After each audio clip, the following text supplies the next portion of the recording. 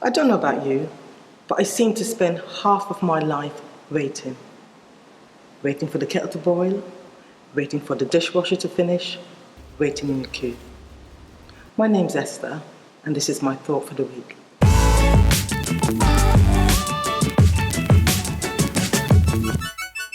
A few weeks ago, I found myself in yet another queue, this time at the petrol station. There was talk of a shortage and people were going nuts. Did I sit in the queue for hours on end? No. Did I panic? No.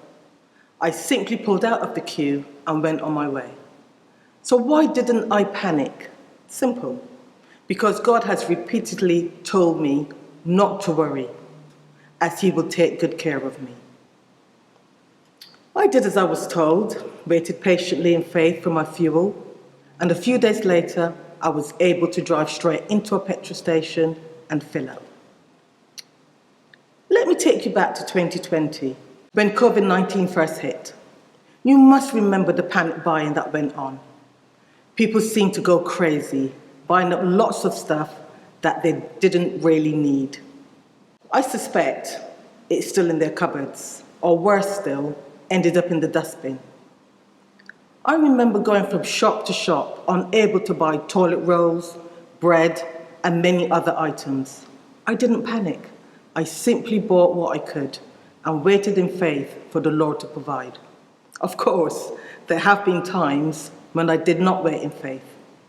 For instance, for many years, I desperately wanted to be a grandmother. Many of my friends and family were already grandparents. And I hold my hand up, I was very envious of them. I said to the Lord, "When will you make me a grandmother?" I said to my son, "When will you make me a grandmother?" I said to my son, "I'm not getting any younger, you know. I no longer have the energy I had when you and your sister were born. I want to be able to take my grandkids out and to do fun things with them before I'm too old." Was I waiting in faith? No. Was I being patient? Definitely not. In my defense, I'm not the only one. You only have to look in the Bible. Take Abraham. He waited 25 years for a son and heir. Moses was in the wilderness for 40 years, leading the Israelites to the promised land. Why, even Jesus had to wait 30 years to start his ministry. As you can see, if God is making you wait, then you are in very good company. If they had waited so long, then surely I should be able to wait patiently for a grandchild, right? So I waited in faith, patiently, and I waited, and guess what? I was eventually able to fill up with fuel when I needed it, with no queues, with no punch-ups on the forecourt. I was able to get all the shopping I needed without paying inflated prices. And I no longer have that desperate need for a grandchild. My granddaughter, Remy August, was born at 11:30 p.m. on the 27th of July, 2021. She is beautiful. No, perfect. She is perfect. As you can see, for me, waiting in faith has paid off. And that will happen to you too. Because that's God's promise to us all.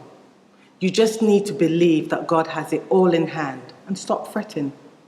Waiting on God is never wasted time. It is that precious time when God can work to transform your inner being and prepare you for joining Him in glory. God may go silent, but it doesn't mean He has fallen asleep. Here are my suggestions for 3 things you could do while waiting on the Lord. Number 1, look within yourself to establish that what you are waiting for is what you need and not merely what you want. Psalms 37:7 says, "Be still in the presence of the Lord and wait patiently for Him to act." Number 2, wait quietly, wait patiently, but wait expectantly.